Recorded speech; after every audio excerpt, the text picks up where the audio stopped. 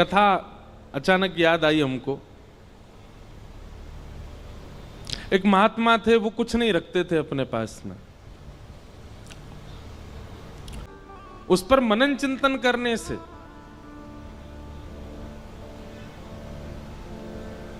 एक कथा अचानक याद आई हमको। एक महात्मा थे, वो कुछ नहीं रखते थे अपने पास में।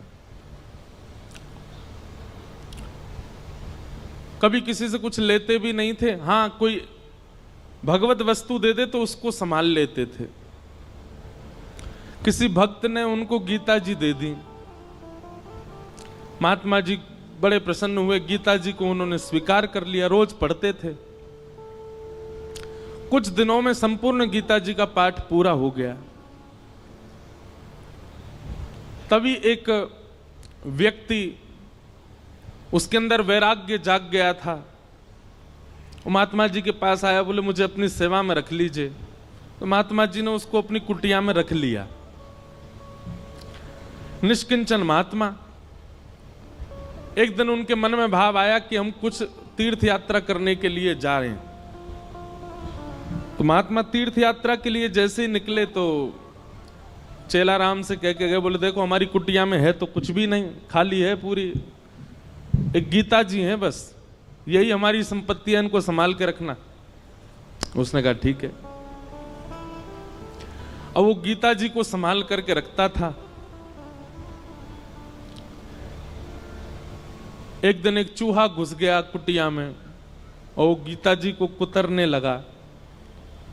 उस व्यक्ति ने देखा कि अरे ये चूहा तो हमारी गीता जी को खा जाएगा। उसने मनोविचार किया क्या करें। गांव वालों से पूछा तो गांव वालों ने कहा कि बिल्ली रख लो तो फिर चूहा नहीं आएगा। तो वो कुटिया में बिल्ली ले आए कि बिल्ली के डर से चूहा नहीं आएगा। कुछ दिन तो चूहे नहीं आए, लेकिन बिल्ली बेचारी पतली दुबली होने लग गई, उसको भोजन पानी मिलता नहीं था, सूखने लग गई। व्यक्ति को बड़ी चिंता हुई। उसने गांव वालों से कहा, बोले हमारी बिल्ली तो पतली हो गई, अब क्या करें। बोले इसको दूध पिलाना पड़ेगा तब हिष्ट पुष्ट होगी। तो क्या करें उसके लिए। बोले गैया रख लो। कुछ दिन तो किसी भगत के यहां से दूध आ जाता था, लेकिन कुछ दिन बाद एक गैया और रख ली। अब गैया का दूध उसको बिल्ली को पिलाने लगे। अब महाराज गैया पतली दुबली होने लग गई। अब बोले अब क्या करें। बोले इसके लिए तो भैया फिर एक जो है इसको चारा खिलाना पड़ेगा, इसको भूसा खिलाना पड़ेगा, इसकी सानी करनी पड़ेगी, तब जाकर के सब चलेगा। मन में विचार करने लगे बड़ा दिक्कत वाला काम है, अब उसके लिए क्या करें। तो बोले एक काम करो, एक दासी रख लो, वही घर को संभाल लिया करेगी, वही गैया की सेवा कर दिया करेगी, दूध निकाल के आपको भी पिला देगी, बिल्ली को भी पिला देगी। वो ठीक है, दासी रख ली। दासी से प्रेम हो गया तो उससे ब्याह हो गया। ब्याह होने के बाद में 3-4 बालक हो गए। कुछ महीनों बाद, साल बाद महात्मा लौट करके आए। महात्मा जी ने अपनी कुटिया में जीवन में कुछ नहीं रखा, केवल गीता जी रखी थी। आज जब लौट करके आए तो क्या देखा, बच्चे खेल रहे हैं, गैया बंधी हुई है, बिल्ली और बिल्ली के बालक भी डोल रहे हैं वहां पे। और वो जो सेवक था वो अब मोटा ताजा हो गया है और वहां बैठा रोटी पा रहा है, पत्नी भोजन बना रही है। बोले चेला राम, अरे गुरुजी गुरुजी गुरुजी आओ आओ, प्रणाम श्री चरणों में। ये सब क्या किया बेटा तुमने। मैं कुटिया दे के गया था तुमको, एक गीता जी दे के गया था, ये सब तुमने क्या इतना विस्तार कैसे कर दिया। बोले गुरुजी सब गीता जी ने ही करवाया, गीता जी की कृपा से ही सब वैभव बना है मेरा। क्यों, तुमने पाठ किया था क्या। 18 अध्यायों का पाठ किया था। अरे पाठ नहीं किया मैंने, 18 अध्याय देख लिए। बोले कैसे देखे। बोले पहला अध्याय तो बिल्ली है, दूसरा अध्याय गैया है, तीसरा अध्याय पत्नी है, चौथे पांचवें छठवें रोल लाइन नीचे सारे अध्याय हैं। गुरुजी समझ गए, बोले गीता जी केवल रखी थी, पढ़ी नहीं थी, पढ़ी होती तो इतना विस्तार नहीं होता। हम लोगों को लगता है कि केवल रामायण जी को पूज लो, भागवत जी को पूज लो, गीता जी को पूज लो, इन्हीं से काम हो जाएगा। नहीं, आप उसका स्वाध्याय नहीं करेंगे, उस पर मनन चिंतन नहीं करेंगे, जो आपके मन में विकार हैं, जो मन में आसक्तियां हैं, वो कैसे समाप्त होगी? पैरासीटामोल घर में रखने से बुखार थोड़ी उतरेगा, उसको पाना पड़ेगा। अदरक घर में रखने से गला ठीक थोड़ी हो जाएगा, उसको कूट के उसका रस लेना पड़ेगा। दूध घर में रखने मात्र से चाय थोड़ी बन जाएगी, बनानी पड़ती है। बाजार से केवल घिया, लौकी, तोरई, टमाटर लाके घर में अब तो सब्जी बन जाएगी, कैसे बने? अपने आप बनानी पड़ेगी। सामग्री घर में लाने से कल्याण नहीं होगा, सामग्री का उपयोग करना आना चाहिए। ये भ्रांति फैला दी है हमारे भारत में। मैं अधिकतर जाता हूं इंटरव्यूज में, मुझसे यही पूछा जाता है कि महाभारत जी रखने से लड़ाई होती है घर में। अरे किसने कह दी ये बात? और एक बात सुनिए, आप महाभारत घर में नहीं रखते तो कम लड़ाइयां हो रही हैं आपकी। महाभारत ने तो युद्ध को विश्राम किया है। हमारे शास्त्र कहते हैं यन्ने भारत तन्ने भारत। पूरी दुनिया में आप जो कुछ भी देखते हैं, चाहे वो स्वभाव हो, चाहे वो व्यवहार हो, चाहे वो दोष हो, चाहे वो गुण हो, ऐसा एक भी दोष, गुण, स्वभाव, व्यवहार, क्रिया नहीं है संसार में जो महाभारत में नहीं लिखी हो। सब लिखा है। कई ऐसे व्यवहार हैं जिनका अभी तक प्रादुर्भाव नहीं हुआ, वो हमारे बच्चे, उनके बच्चे देखेंगे। जैसे हमारे दादा परदादाओं ने आज का युग का जो व्यवहार है ये नहीं देखा था। अब कई कई नए नए व्यवहार आविष्कृत हो रहे हैं ना, जैसे जैसे कलयुग आगे बढ़ रहा है। सब लिखा है महाभारत में। और जो महाभारत में नहीं लिखा, हमारे संत जन कहते हैं वो दुनिया में आपको कहीं देखने को मिलेगा ही नहीं। सब कुछ है महाभारत में। महाभारत का छोटा सा अंश है भगवत गीता, जिसने पूरे विश्व को ज्ञान दे दिया। समझो महाभारत कैसा होगा।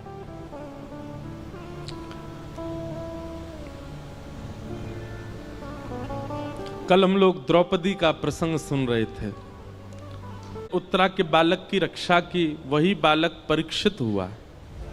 हमारे पूज्य पिताजी महाराज के गुरुदेव भगवान अनंत श्री विभूषित श्री रामानुज प्रपन्नाचार्य गुरुजी महाराज, हमारे दादा गुरु, उन्होंने भागवत जी के कई विषयों पर छोटे छोटे किताबें लिखी हैं। वो कहीं प्रकाशित नहीं है, हमारे घर में ही रखी हैं बस। तो कभी कभी मैं देखने का अवसर मिलता है तो मैं उसमें भाव देखता हूं गुरु जी के। तो वहां गुरुजी एक बात को संकेतित करते हैं कि भगवान ने उत्तरा के बालक की रक्षा क्यों की। अच्छा, भगवान बाहर खड़े खड़े भी ब्रह्मास्त्र को नष्ट कर सकते थे, लेकिन ठाकुर जी गर्भ में क्यों गए? गर्भ में जाकर के उस बालक की रक्षा क्यों की? ब्रह्मास्त्र चलाया था ना उत्तरा के बालक पर, बाहर से ही देख देते ब्रह्मास्त्र नष्ट हो जाता। ठाकुर जी भीतर क्यों गए? और वो भी उस गर्भ में गए जिस गर्भ में न जाना पड़े, इसके लिए सारे वेद वेदांत और उपनिषद कहते हैं, सारे पुराण यही तो कहते हैं ऐसे कर्म करो कभी गर्भ में ना आना। भगवान खुद चटपट घुस गए भीतर रक्षा के लिए। तब हमारे गुरुदेव भगवान कहते हैं, बोले सामान्य बालक होता तो ठाकुर जी बाहर से ही ब्रह्मास्त्र नष्ट कर देते, लेकिन ठाकुर जी ने जब उस परीक्षित के पूरे भविष्य का चिंतन किया तो मन में विचार आया, ओहो ये तो भविष्य में चल करके हमारी कथा का श्रोता बनेगा, क्यों ना ऐसे बालक को गर्भ में दर्शन दिया जाए। इसलिए ठाकुर जी गर्भ में गए। आप लोगों को बहुत आसान लगता है कथा में आना, आप लोगों को बहुत आसान लगता है कि गाड़ी में बैठ के आए, पहुंच गए कथा में, कथा सुन ली। हमको बहुत आसान लगता है कथा करना, वैसे है नहीं, हमको तो नहीं लगता आसान। कोई हमसे पूछे कितनी कठिनाइयां होती हैं कथा सुनाने में, कई बार आपने देखा होगा कि हम आंख बंद करके कथा कह देते हैं 1 आध घंटा तक। क्यों? उस समय किसी श्रोता का कुभाव दिख जाता है। कुभाव मतलब या तो उबासी लेता हुआ दिख गया कोई, या फिर कोई फोन चलाता दिख गया है। तो ऐसी स्थिति में जब श्रोता दिख जाते हैं तो फिर कथा भूल जाता हूं मैं, इसलिए फिर मैं आंख बंद करके कथा कहता हूं। हम मना क्यों करते हैं कि जब हम मंच पे आए तो हमको स्पर्श मत करो? उसके पीछे कोई और बात नहीं, ऐसा नहीं कि मेरे अंदर बहुत पुण्य है इसलिए मना कर रहा हूं। मैंने अनुभव किया है कि कई बार लोगों के स्पर्श से हम जितने भावना बना करके आए मंच पे आके सब भूल जाता हूं मैं। आप तो सद्भाव से स्पर्श कर रहे हो, पर किसी का कोई भाव ही नहीं है, वो देखा देखी स्पर्श कर रहा है। इसीलिए दूर से प्रणाम करो, आपको ही फायदा मिलेगा, हम कथा अच्छे से सुना पाएंगे। पर जब बहुत ज्यादा लोग स्पर्श कर देते हैं तो मैंने देखा है कि मेरे भाव जितने होते हैं शून्य हो जाते हैं। कथा करना भी बड़ा कठिन है, पर कथा सुनना भी बहुत कठिन है। कथा में बैठना, बैठ करके बहुत देर तक श्रवण करना, और केवल श्रवण नहीं, उसका निधिध्यासन करना, उसको समझ करके जीवन में उतारना, ये भगवत कृपा के बिना नहीं हो सकता।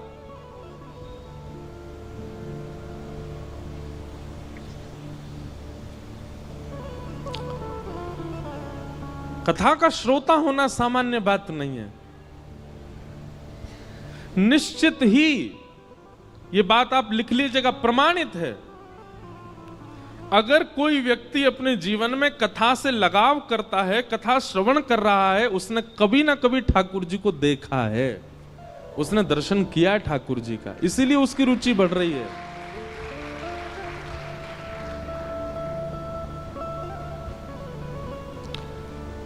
क्यों इतना आनंद आता है सुनने में? क्यों इतना सुख मिलता है आपको? क्योंकि कभी ना कभी आपके जो भीतर चित्त है, आपकी जो आत्मा, उसने कभी अनुभव किया है ठाकुर जी का। इस जन्म में नहीं तो गर्भ में किया होगा, गर्भ में नहीं तो पूर्व जन्म में किया होगा, कभी तो किया है। तभी आपकी रुचि बढ़ रही है, तभी कथा सुनते सुनते नेत्र सजल हो रहे हैं, कथा सुनते सुनते प्रसन्नता हो रही है, कथा सुनते सुनते रोंगटे खड़े हो रहे हैं। ये सब विचार, ये सब प्रभाव हमारे ऊपर क्यों हो रहे हैं? क्योंकि कभी ना कभी तो ठाकुर जी का दर्शन हुआ है हमें।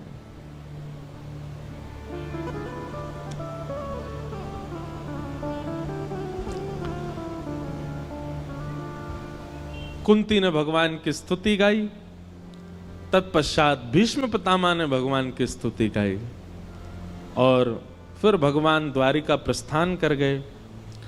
उत्तरा के गर्भ के बालक ने जन्म लिया, और कुछ वर्ष बाद जब भगवान अपनी लीला पूरी करके चले गए, तब पांडवों ने उस बालक को राज्य गद्दी पर बिठा दिया, और पांडव भी स्वर्गारोहण को चले गए।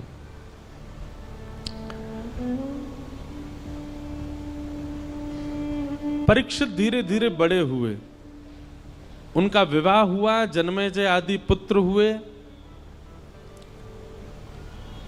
अब यहां पर एक बहुत अच्छी बात है, पता है? बटुक जी भी बैठे हैं, कई सारे विद्वान भी बैठे हैं। अधिकतर व्यास कहते हैं, हम भी कहते थे पहले कथा में, कि कलयुग को 5 स्थान दिए, और उन 5 स्थानों में एक स्थान जात रूप मदात प्रभो सोने में निवास दिया। अभी हम इसका विस्तार करेंगे, बस ये कुछ व्यास बैठे हैं सन्मुख, उनको बता रहे हैं। और उसके बाद परीक्षित ने आकर के मुकुट पहन लिया, जिसकी वजह से उनके मस्तिष्क में कलयुग प्रविष्ट हो गया। पर यह कथा भागवत में लिखी नहीं है। परीक्षित जी ने कोई मुकुट नहीं धारण किया, बल्कि श्रीमद् भागवत जी में तो स्पष्ट ऐसा लिखा है कि जब तक परीक्षित जी पृथ्वी पर थे, कलयुग थर-थर कांपता था। कलयुग ने अपना प्रभाव डाला ही नहीं कहीं पर भी। तो फिर कहते हैं, फिर परीक्षित की मति कैसे बिगड़ी? उन्होंने एक संत का अपमान कैसे कर दिया? तो यहां भाव बताया गया, क्षुधा, भूख। इतनी भूख लगी थी उनको, इतनी प्यास लगी थी कि भोजन और प्यास का मारा व्यक्ति कुछ भी कर सकता है। इसलिए व्यक्ति को अत्यंत भूखा भी नहीं रहना चाहिए, क्योंकि अत्यंत भूख जो होती है, कलयुग उस पर भी प्रभाव डाल करके उससे गलत करवा देता है।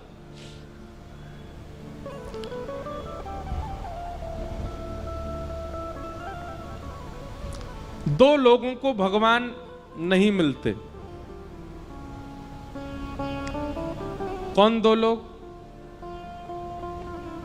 बहुत खाने वाला और बहुत सोने वाला। पहला, जो बहुत खाता होगा और बहुत ज्यादा ही सोता होगा, समय से ज्यादा सोता है। अच्छा देखो, एक हमारे जैसे सोने वाले हैं। हमारे जैसे सोने वाले मतलब जिनकी 4-4, 5-5, 6-6 महीना की नींद बकाया है। कभी कभी नींद आती है तो खूब देर तक सो लेते हैं, पर कभी कभी सो पाते हैं हम। लेकिन एक व्यक्ति करता धरता कुछ नहीं है, पूरे दिन पड़ा रहता है बस, फिर भी उसको इतनी नींद आती है कि रात में सोता है, सवेरे उठता है 10-11 बजे। श्रम नहीं करता, कहीं बाहर जाने का उसका काम नहीं, घर में पड़ा रहेगा पूरे दिन, और फिर भी उसको इतनी नींद आती है कि 7-8 घंटे सोता है। ऐसे व्यक्ति को ठाकुर जी नहीं मिलते, जो पारिश्रमिक नहीं है, परिश्रमी नहीं है और फिर भी सोता है। और दूसरा, बहुत खाने वाला। इसमें भी यही बात आएगी, जो बहुत परिश्रम नहीं करता है लेकिन खाता बहुत है, बहुत खाता है, अधिक मात्रा, भूख से अधिक खाता है। ऐसे व्यक्ति को ठाकुर जी नहीं मिलेंगे। पहला व्यक्ति बहुत सोने वाला, बहुत खाने वाला। और दूसरा व्यक्ति बहुत कम सोने वाला और बहुत ही कम खाने वाला, उसको भी ठाकुर जी नहीं मिलते। क्यों? इसके प्रति ठाकुर जी विचार, पहले वाले के प्रति तो विचार करते हैं, ये मेरी थाली खा जाएगो और ये सोता ही रहेगो, मोते कब खेलेगो, मेरे संग कब रहेगो, इसलिए ठाकुर जी उसको नहीं मिलते। और दूसरे वाले के प्रति ठाकुर जी विचार करते हैं, जे खुद ना खावे मुंह का खवावेगो, ये खुद ही भूखो रहे मुंह का खवावेगो। और दूसरी बात ठाकुर जी सोचते हैं, खुद सोवे ना है मुंह भी ना सुन देगो, पूरे दिन जगो रहे तो मुंह परेशान करेगो। हमारे ब्रज के संत कहते हैं, बहुत कम खाना और बहुत कम सोना, बहुत ज्यादा खाना और बहुत ज्यादा सोना, दोनों ही भगवत मिलन में बाधा हैं।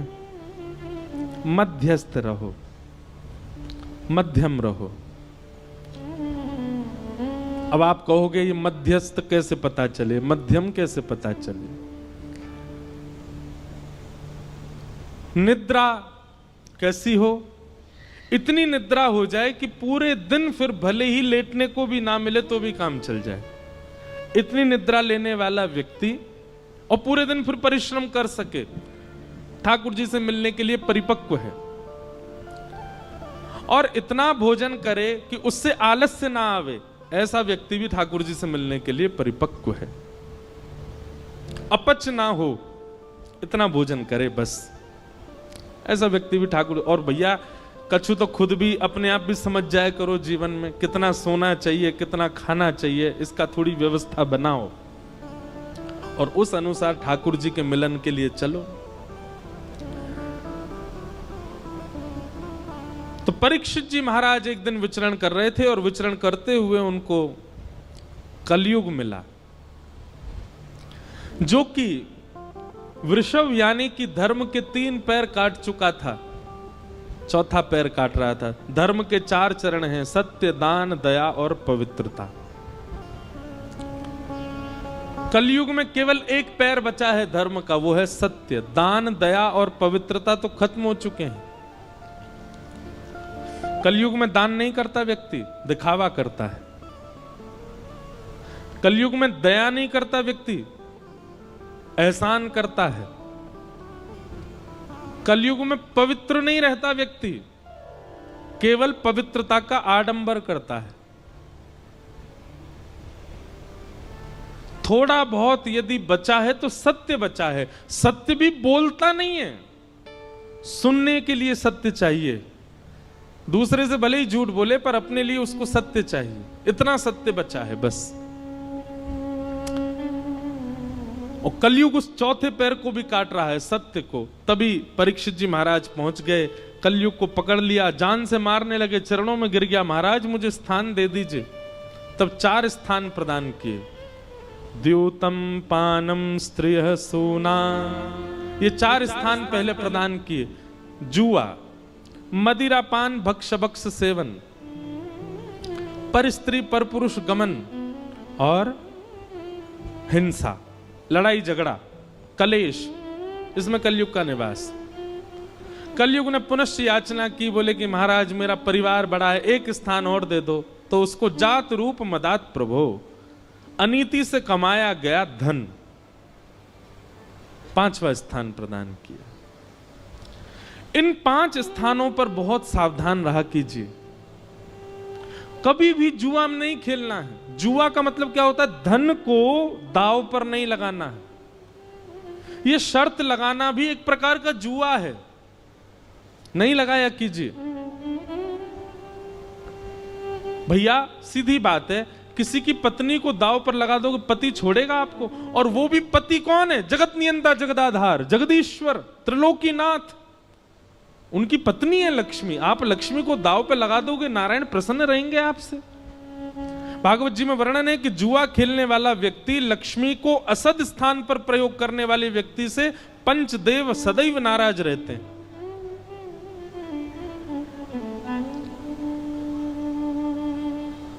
कई बार हमने देखा कि जुआ खेलने वाले व्यक्ति प्रारंभिक स्थिति में बहुत धन कमा लेते हैं, बहुत ऐश्वर्य भोग लेते हैं, सब सुख संपत्ति होती है। एक बात याद रखिएगा बंधुओं, बहुत ध्यानपूर्वक सुनो। असद क्रिया करने वाला व्यक्ति, बहुत ध्यान से सुनिएगा, असद क्रिया करने वाला व्यक्ति दूषित क्रिया करने वाले व्यक्ति के लिए एक निधान बनाते हैं भगवान। क्या? जैसे भगवान दिखते हैं कि गलत कर रहा है, तो उसके इस जन्म के एवं उसके आगामी जितने जन्म हैं एवं पूर्व के जन्मों के जितने भी पुण्य हैं, जितने भी सुख हैं, जितनी भी समृद्धियां हैं, सब एक साथ ठाकुर जी उसको देख करके भुगवाते हैं। जल्दी इसका कोटा खत्म करो, जल्दी जल्दी इसको खवाओ। समझ में आई बात? थोड़ा और समझो। मान लीजिए कोई व्यक्ति है और वो गलत काम करता है, पाप करता है, वो सब क्रिया करता है जो वेद विरुद्ध है।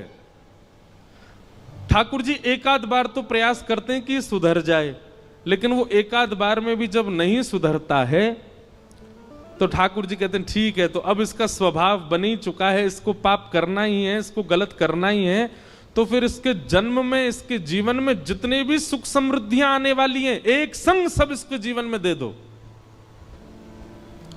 उसके पास धन भी आ जाएगा, उसके पास संपत्ति भी आ जाएगी, वो जो चाहेगा उसको मिलने लग जाएगा। लेकिन वो यह नहीं समझ पाता है कि मेरा खाता खत्म किया जा रहा है जल्दी जल्दी। एक साथ सब भुगवा करके फिर ठाकुर जी उसको ऐसा गिरते हैं, ऐसा गिरते हैं, जैसे उसका शून्य हो जाता है खाता, फिर वो जीवन में उठ नहीं पाता। इस जीवन में नहीं, कितने जन्मों तक नहीं उठ पाता। और भक्ति करने वाले के साथ उल्टा होता है। जैसे ठाकुर जी देखते हैं तिलक लगाने लग गया, कंठी पहनता है, माला जप करता है, नित्य हरिनाम संकीर्तन करता है, कथा श्रवण करता है, तो ठाकुर जी कहते हैं इसके जीवन में जितने दुख आने वाले हैं, इसके अनेक जन्मों में जितने दुख आने वाले, सब भुगवा के इसके सारे खाते खत्म करो दुख के। और एक साथ ठाकुर जी भुगवा भुगवा करके सब नष्ट कर देते हैं, शून्य कर देते हैं। और जैसे ही उसका खाता शून्य होता है, ठाकुर जी आकर के उसको हृदय से लगा लेते हैं। कभी कभी बंधुओं एक बात कहे हम, कभी कभी आप जो चाहते हो वो होने लग जाता है, सब कुछ बहुत अच्छा अच्छा चल रहा है, और इसके बदले में आप ये भी जानते हो कि आप पाप करते हो, आप वो सब क्रिया करते हो जो वेद विरुद्ध है, जो शास्त्र विरुद्ध है, और फिर भी आपके साथ सब कुछ अच्छा अच्छा होता है, तो संकेत समझ लेना खाता खत्म किया जा रहा है अच्छाई का। और जिस दिन कंठी माला पहनो, तिलक धारण करो, गुरु मंत्र ले लो, नाम जप करना प्रारंभ कर दो, तैयार हो जाना। अब ठाकुर जी हमारे बुराई के, हमारे जीवन के आने वाले दुखों के, कष्टों के, आर्तों के जितने भी विपत्तियां हैं सब अब भेजेंगे। हमको उसको निवृत्त करना, उससे नष्ट करना, उससे निकलना है, घबराना नहीं है।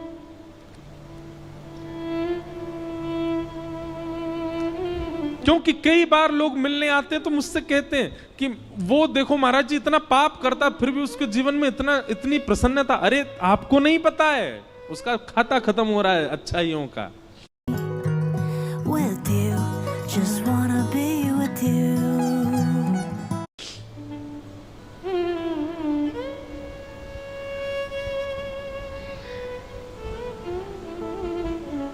इसलिए कभी कभी जीवन में रुकावटें आना, कभी कभी जीवन में एंजाइटी आना, डिप्रेशन आना, चिंताएं बढ़ना, थोड़ी थोड़ी परेशानियां आना, इनसे समझा करो कि नहीं हमारा जीवन ठीक चल रहा है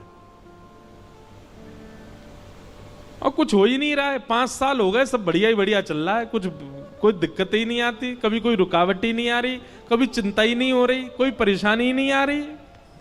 घबरा जाना, हे नाथ जरूर आप कुछ भयानक करने वाले। समुद्र में जब सुनामी आने वाली होती ना, लहरें धीमी कर देता है समुद्र, शांत हो जाता है समुद्र और धीरे धीरे पीछे जाने लग जाता है।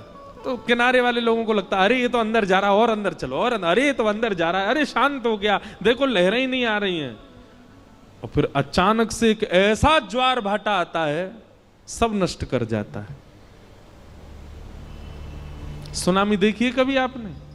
भोपाल में काय को आएगी सुनामी? समुद्र ही नहीं है।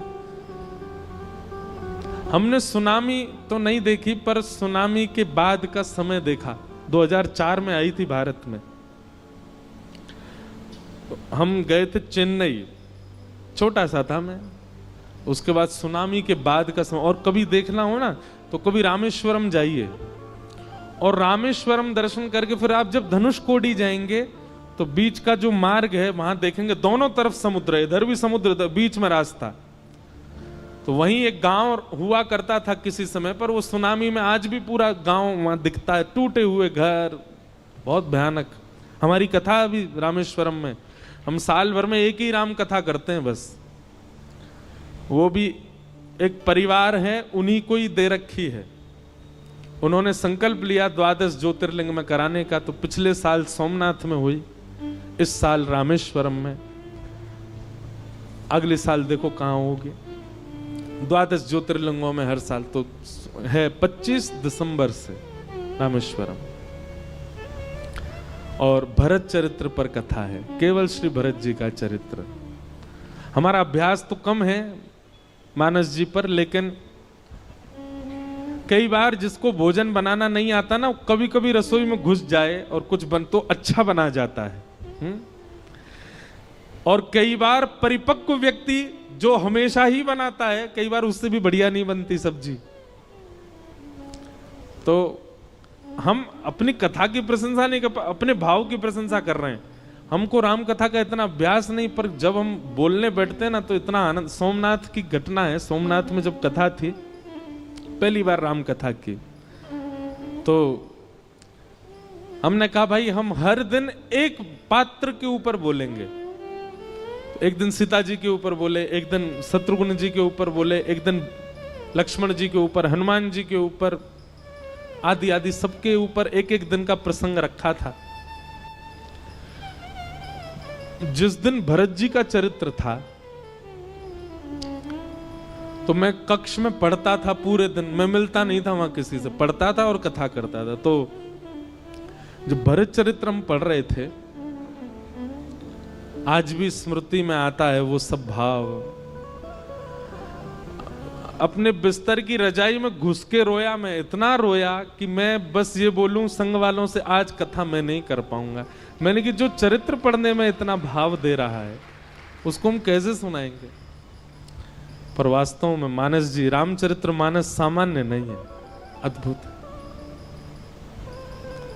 और उसको कोई भावजन्य व्यक्ति सुने और भावजन्य व्यक्ति सुनाए तो ही मानस जी को न्याय मिल पाएगा, नहीं तो नहीं।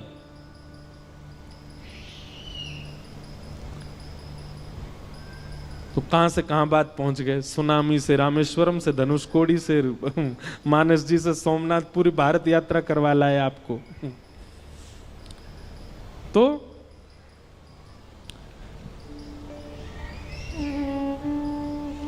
5 स्थान, द्यूतम, पानम, स्त्रिय, सोना और अनीति से कमाया गया धन। इन 5 स्थानों पर बहुत सावधान रहा कीजिए। धन को कभी भी गलत प्रयोग में मत लगाइए। धन का गलत प्रयोग क्या है?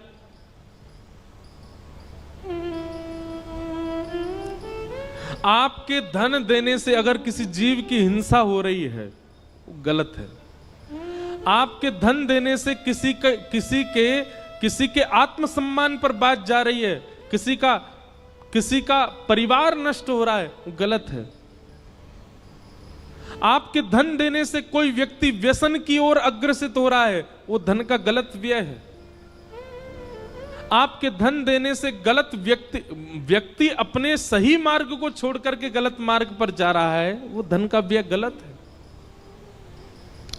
कुपात्र दानाच भवेत् दरिद्रम दरिद्र भावेन करोति पापम पाप प्रभावा नरकम प्रयाते पुनर्दरिद्री पुनरेव पापी।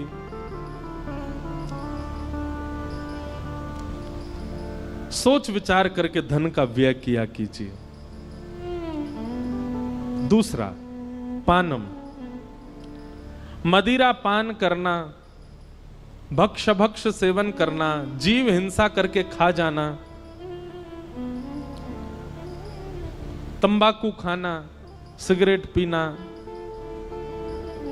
और दुनिया भर के नशीले पदार्थों को अपने मुख पर धारण करना, ये सब पाप है।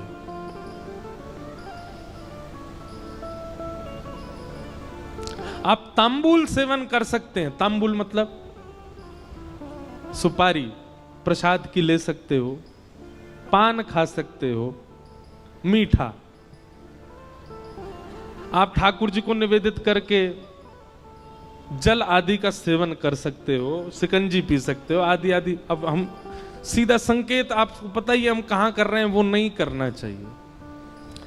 कई जगहों पे तो भगवान का प्रसाद बता करके भी कह दिया जाता है कि इसको ले लीजिए, ठाकुर जी का प्रसाद है। नहीं, प्रसाद के रूप में भी स्वीकार नहीं करना। कोई देवी देवता नहीं पाते। ये मानव अपने जीव के स्वाद के लिए कुछ भी करता है। बताओ, महादेव को यूं बता देते हैं महादेव ऐसा। अरे महादेव को अगर विजया का भोग लगता है तो महादेव और भी तो बहुत कुछ भोग लगाते हैं, वो भी लगाओ। महादेव तो विष का भी भोग लगाते हैं। महादेव तो नीलकंठ भी हैं, महादेव तो गले में सर्प पहन के भी रहते हैं, महादेव तो हिमालय -30 डिग्री सेल्सियस में बागंबर पहन के रहते हैं। वो सब करके दिखाओ ना जो महादेव और भी करते हैं। देवताओं की तुलना में फिर वो सब क्रिया नहीं करनी चाहिए जिससे आपके जीव के स्वाद या आपकी मनवांछित इच्छा पूरी हो रही हो। पाप लगेगा। सही बता रहे हैं, जो महादेव का नाम लेकर के जीवन भर नशा करता है उसकी मृत्यु के बाद शमशान से ही त्रिशूल लेके भागते होंगे महादेव उसके पीछे। बोलो तुझे बताऊं मैं, पहले मेरे नाम पर जाने क्या क्या करके आया। ये क्यों नहीं सुना तूने कि महादेव 24 घंटा राम नाम ध्वनि के चिंतन में रहते हैं? वो क्यों नहीं किया? महादेव पार्वती जी को बैठा बैठा करके कथा सुनाते हैं, अमर कथा सुनाते, ये क्यों नहीं किया तेने? महादेव ने अपनी जटा से पूरे विश्व को पवित्र करने वाली गंगा जी को प्रकट करके, आई तो वो ब्रह्मलोक से हैं, आई तो वो विष्णु लोक से हैं, पर महादेव के जटा से ही तो पृथ्वी पर आई हैं। महादेव जैसे उच्च कोटि के बन तो जाओ।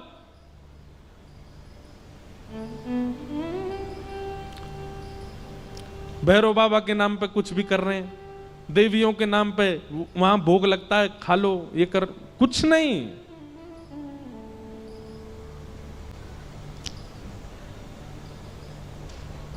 व्यसन प्राधान्य जो देवों को पूजते हैं ना, और देवताओं की पूजा के बाद फिर व्यसन को अपने उपभोग में लेते हैं। ठीक है, कहीं पर विधान है कि देव को अर्पित करना है, किसी के गणों को अर्पित करना है, लेकिन उसके प्रति आपकी भावना फिर क्या, वो प्रसाद रूप में हम भी ले लें, इसका परिणाम अच्छा नहीं होगा।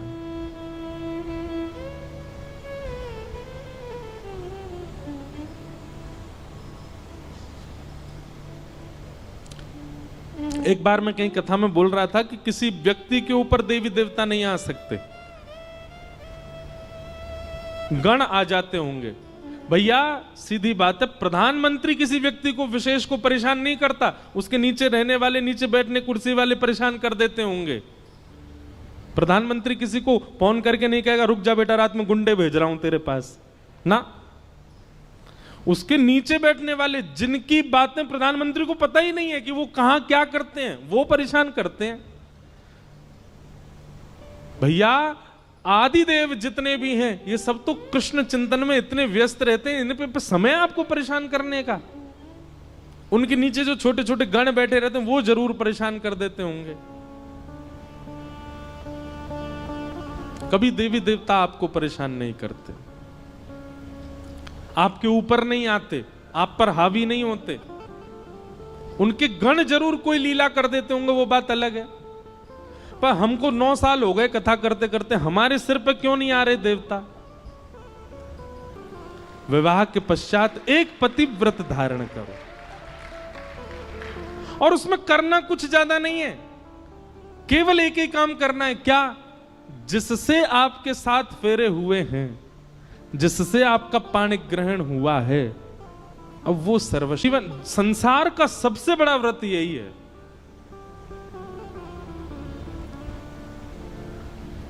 इससे बड़ा व्रत कोई नहीं हो सकता। और जिसने ये व्रत पूर्ण रूपेण पालन कर लिए, वो उसकी सारी एकादशी हो गई, उसके सारे मंगलवार हो गए, उसके सारे सोमवार हो गए, उसके सारे प्रदोष हो गए। हाँ वो बात अलग है, उसके बाद भी वो रखे एकादशी आदि के व्रत, वो अच्छी बात है। पर यह व्रत धारण करना सामान्य बात नहीं है। ऐसा व्यक्ति, ऐसी माताएं पूजनीय हैं, वंदनीय हैं। इसलिए कलयुग का तीसरा स्थान बताया गया, पर स्त्री पर पुरुष संग।